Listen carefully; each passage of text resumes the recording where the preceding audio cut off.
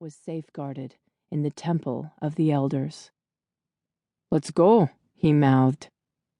With the timing down to pinpoint accuracy, they rushed through the gate. They split into two teams running along either side of the stone-lined center courtyard, weaving in and out among fluted columns of alabaster stone.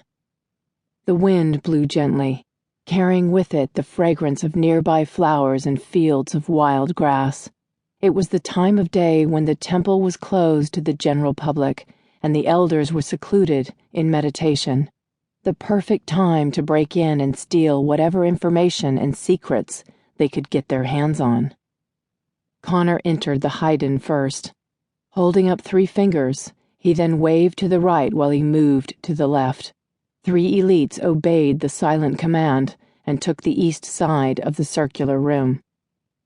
The 2 teams moved within the shadows, highly aware that any misstep would allow the vid units around the perimeter to pick up their incursion. In the center of the vast space waited semicircular rows of benches that faced the columned entryway they had just come through. Rising several stories high, there were so many benches, the Guardians had lost count of the number of elders who ruled from them long ago. This was the heart of their world, the center of law and order, the seat of power. Regrouping at the middle hallway that led to the Honden, Connor paused, and the others awaited his command. The hall to the west branched off toward the elders' living quarters. The hall to the right went to a secluded open-air meditation courtyard. This center gallery was where it got freaky.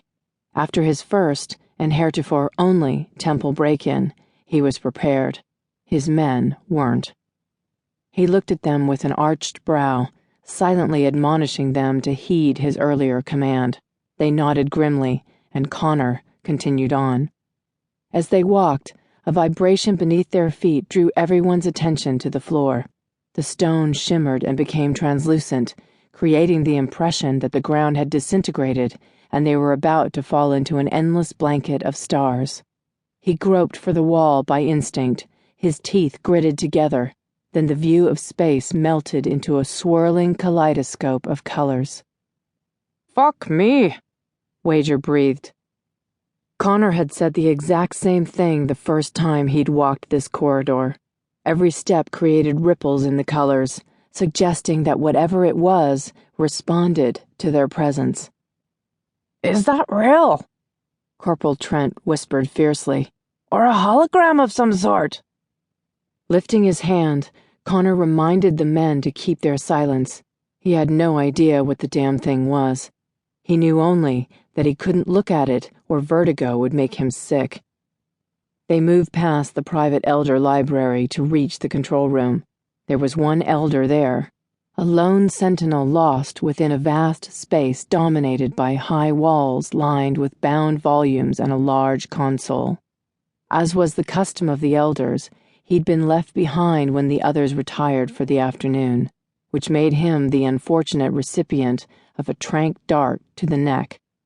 Connor dragged his unconscious body aside to give Wager access to the crescent-shaped touchpad control panel.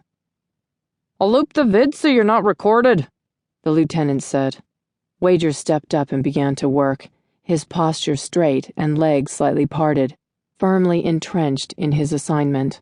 With his long black hair and stormy gray eyes, he had a renegade appearance to go along with his loose cannon reputation. Because of his volatile nature, he'd been a second lieutenant for centuries longer than he should have been. Connor had recently promoted him to first lieutenant, for all the good that did him. They were insurgents, having left the sanctioned elite warrior regiments to commandeer the rebel faction. Confident in Wager's ability to manage the database part of their search, Connor stationed 2 lookouts by the entrance and took 2 men with him to perform a physical search of the premises. Not long ago, he'd broken into the temple with only Wager as backup.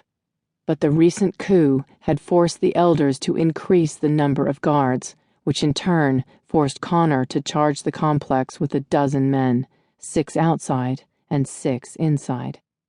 They moved with rapid strides further down the hallway.